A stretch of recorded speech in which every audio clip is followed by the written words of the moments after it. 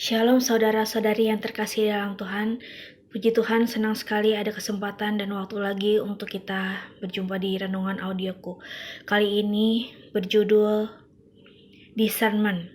Sebelumnya aku akan menyanyikan sebuah lagu ya. Bila hati terasa berat, tak seorang pun mengerti bebanku. Ku tanya Yesus, apa yang harus ku buat? Dia berfirman, mari datanglah. Dia selalu pedulikan aku. Ku datang Yesus. Dia angkat segala bebanku.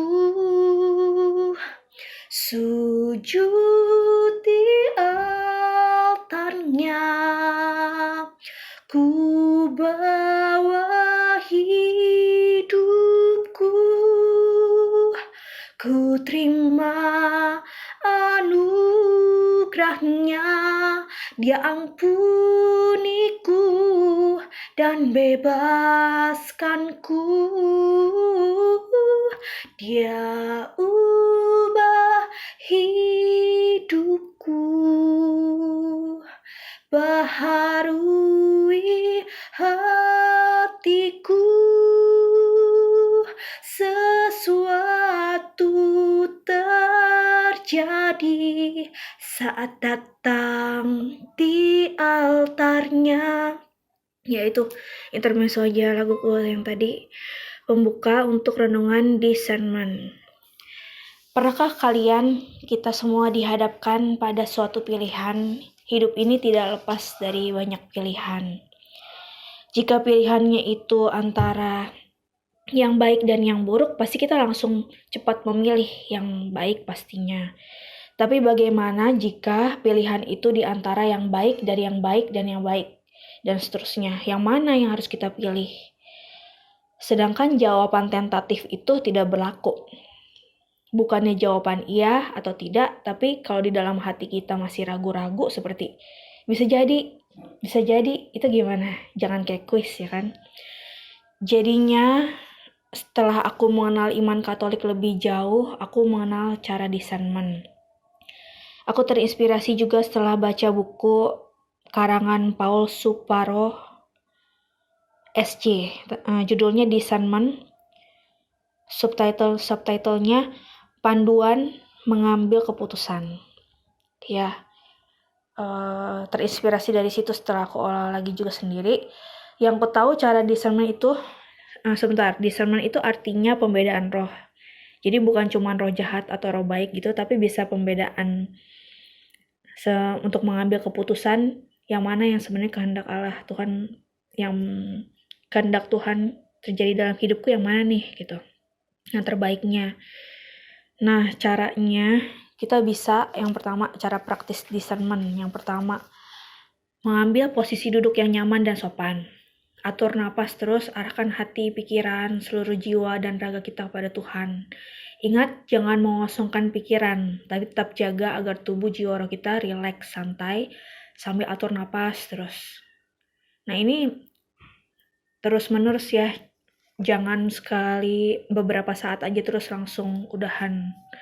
Yang kedua, senantiasa membawa pergumulan, pertanyaan di hati kita.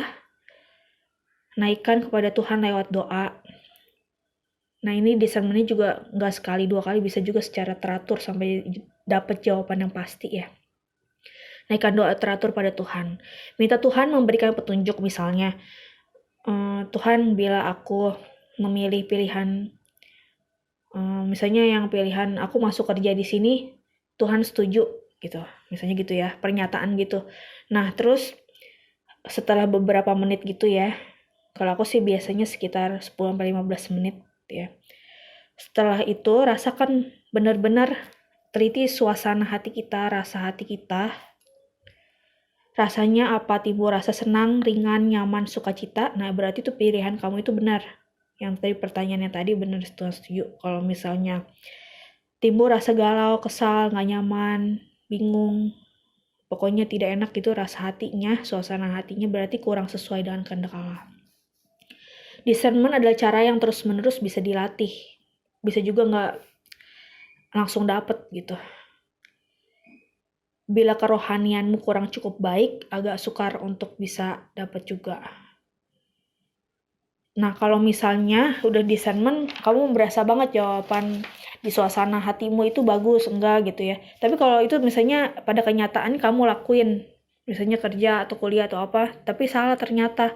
Nah, kamu jangan menyalahkan Tuhan. Sebenarnya kita juga bisa menempuh cara menjalan keluar dari suatu masalah itu lewat akal budi, nggak segala sesuatu kita tanya ke Tuhan.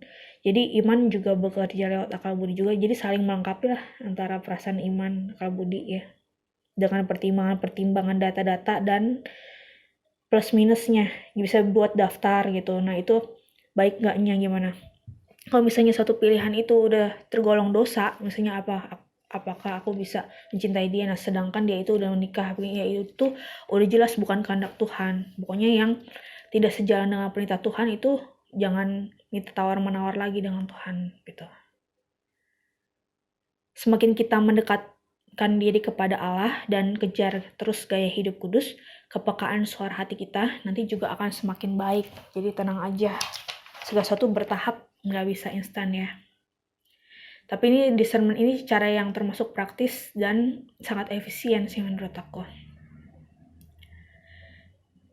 Ada juga suatu kuliah waktu itu pernah ikut materinya Romo Harijantan PR. Beliau kepala sekolah aku dulu.